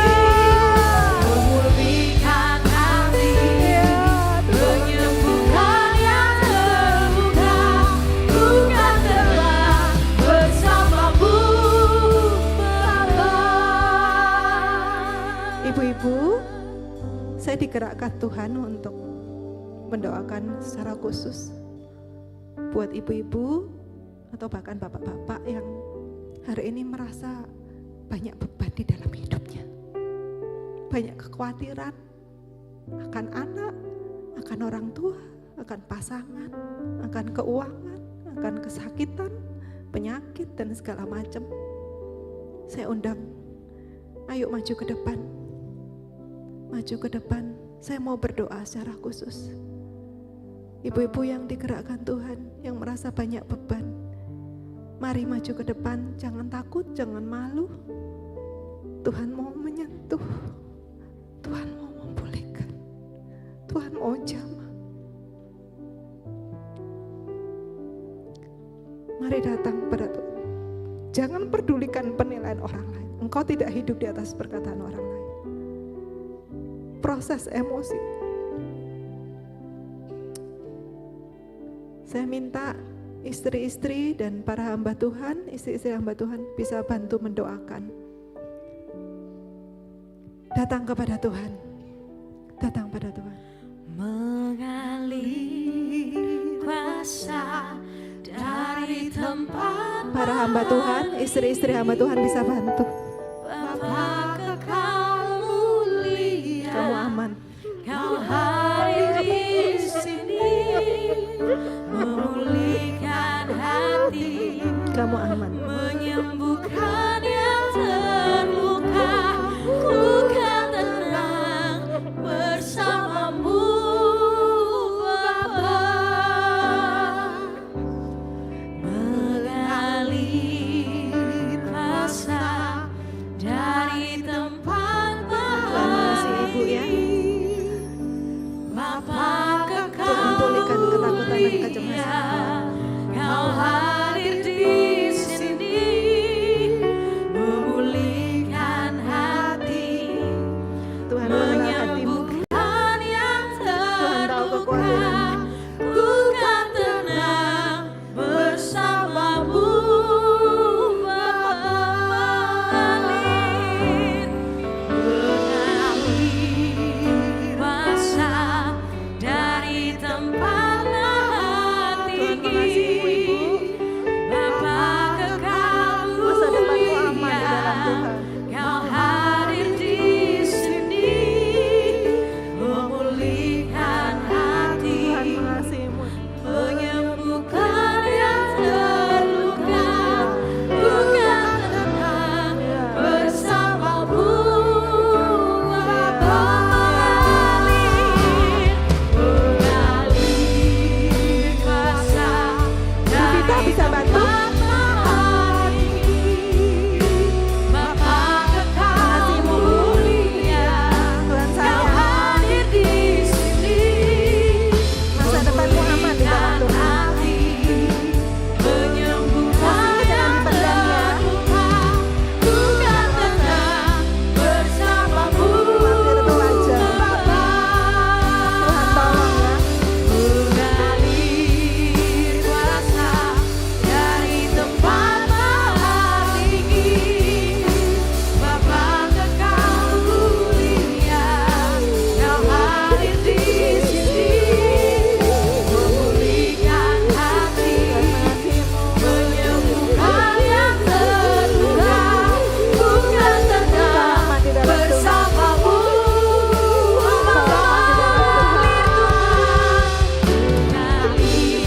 Beban-bebannya diserahkan. dari tempat lahan tinggi. Bapa kekal mulia, Kau hadir di Kau dijagai, sini, kau tidak ditinggalkan. memulihkan hati, menyembuhkan yang terluka. Bukan tenang bersamamu, Bapa. Tuhan mengerti beban hatimu. Tuhan mengerti beban-beban emosimu. Engkau tidak ditinggalkan ya. Engkau dicintai. Kuasa-Mu bagi kami, kuasa-Mu penuhi kami. Haleluya, haleluya.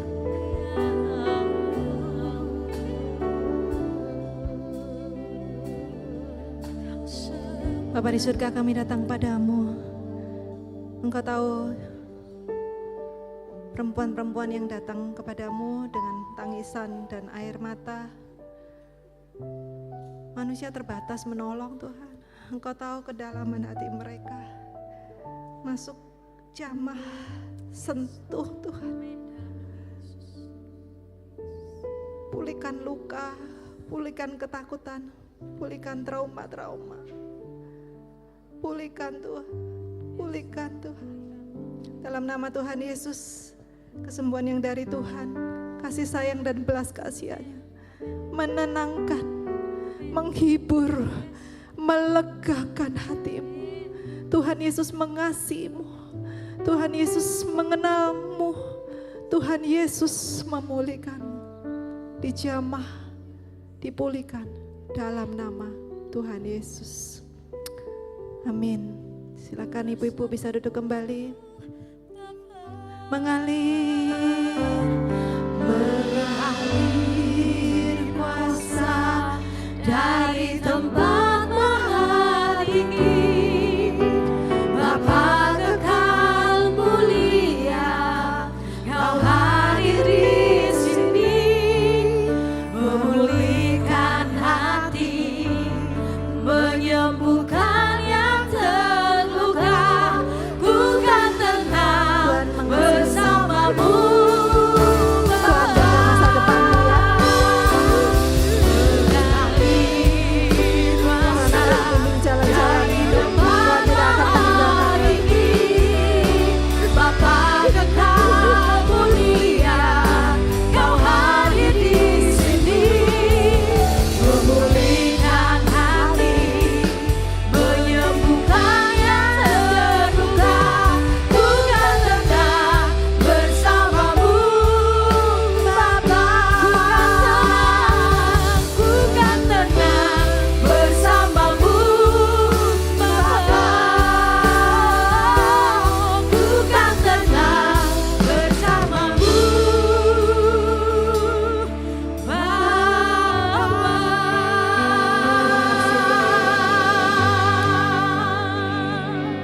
Terima kasih Tuhan. Jika ibu-ibu sudah didoakan, bisa kembali duduk. Terima kasih Bapak untuk hari ini kami punya kesempatan untuk memproses emosi-emosi kami. Ajari kami Tuhan, tidak menyembunyikan dan pakai topeng setiap hari. Bantu kami Tuhan. Manusia melihat di depan mata, tapi Tuhan melihat hati. Tuhan melihat emosi kami. Tuhan tahu perasaan kami. Bantu kami punya kesadaran. Tuhan bukan suka hanya kepada perbuatan dan perilaku kami, tapi juga Tuhan suka jiwa, batin, dan emosi kami yang stabil dan terkelola, sehat dan pulih. Dalam nama Tuhan Yesus, setiap kita yang ingin dan terus mau dipulihkan, sama-sama katakan amin. Tuhan memberkati. Terima kasih luar biasa Ibu Foni. Ya, diberkati Tuhan. Boleh kita katakan terima kasih Ibu Foni. 1, 2, 3, terima kasih Ibu Foni. Ya, luar biasa kita dibekali oleh emosi, tidak melulu tentang bagaimana kita marah-marah, tapi sedih, rasa khawatir, rasa nggak mampu, itu adalah juga emosi. Dan kepekaan adalah suatu anugerah yang cuman hanya kita wanita-wanita yang milik Tuhan yang punya kepekaan emosi dan dipakai untuk memberkati orang lain. Sebelum kita akan berdoa untuk penutup, kita akan angkat satu pujian. Dimuliakan,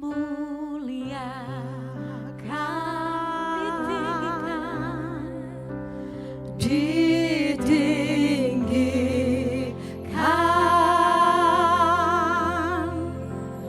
Yesus Tuhan, Kau Rajaku yang bertahta, yang bertahta.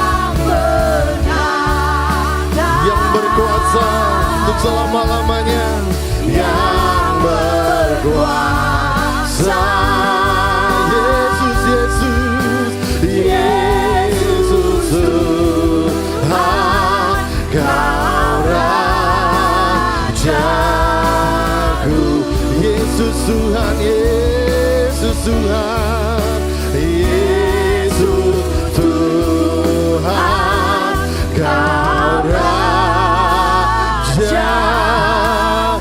Mari berikan tepuk tangan yang luar biasa untuk kemuliaan bagi nama Tuhan kita Yesus Kristus. Haleluya.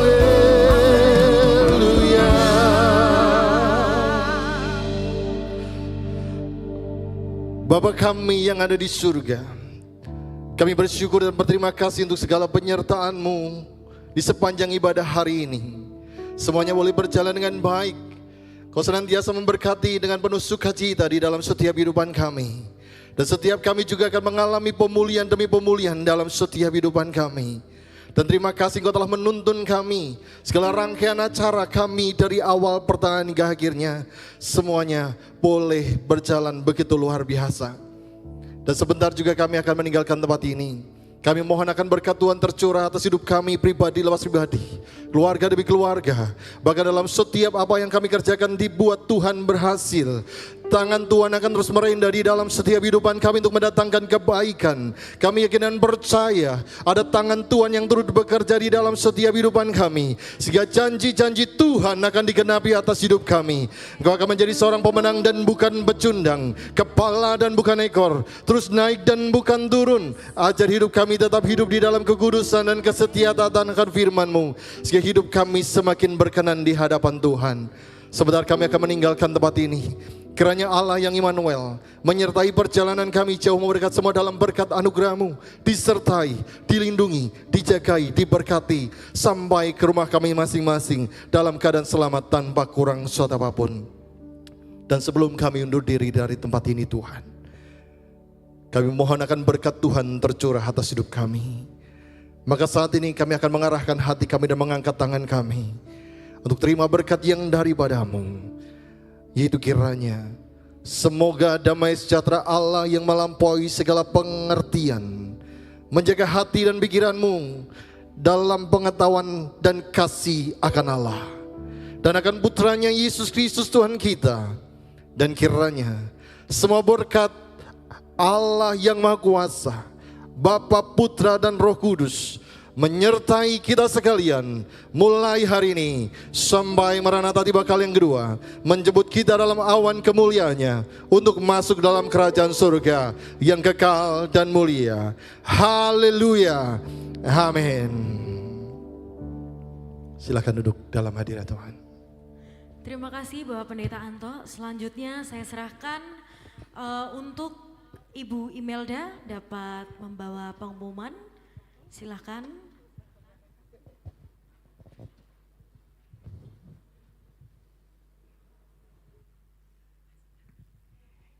Shalom kakak-kakak. Oh puji nama Tuhan. Siapa yang hari ini diberkati? Oh haleluya, puji nama Tuhan. Bu Foni adalah coaching saya juga. Beliau luar biasa sehingga sempat di-coaching sama Bu Ani dan bisa mendapat banyak ilmu. Dan kita semua diberkati hari ini, amin. Oh haleluya.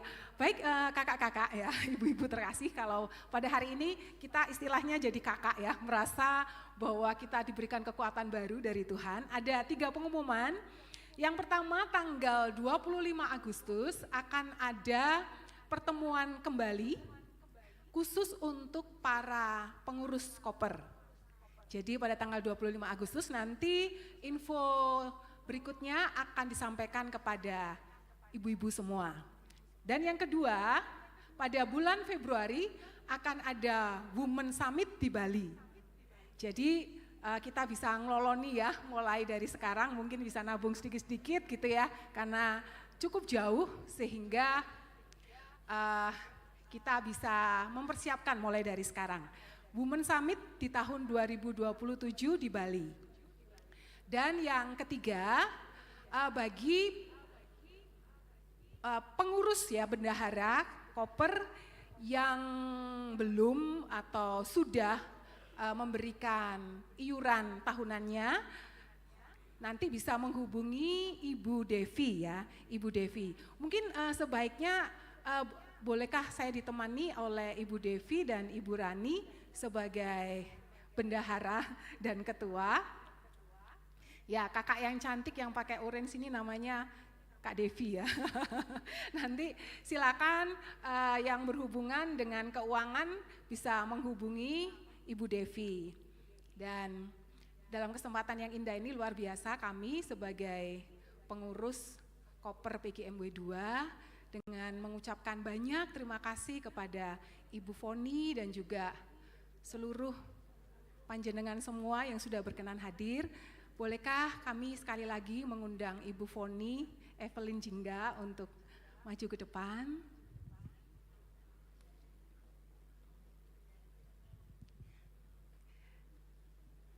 Tentu tidak sebanding dengan apa yang telah Ibu sampaikan kepada kami, tetapi ini sebagai ungkapan kasih kami dari kakak-kakak semua, ibu-ibu semua pada saat ini boleh melayani kami. Diberkatilah Ibu Foni.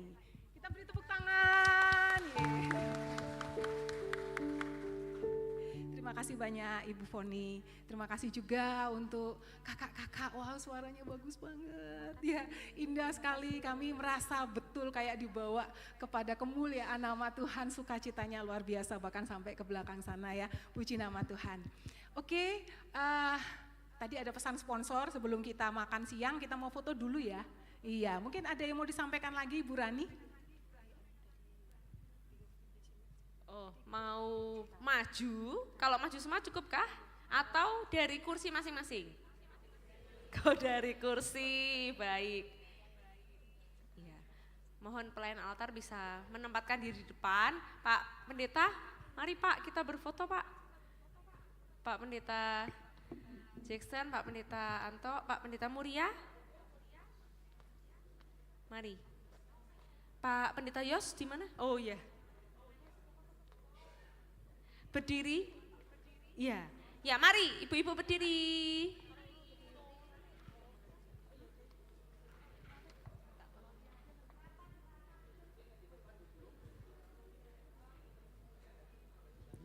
Ya, mohon kepada Bapak-Bapak Pendeta bisa maju ke depan dan mungkin tim multimedia apakah ada untuk bisa membantu mengambil fotonya. Oke, terima kasih.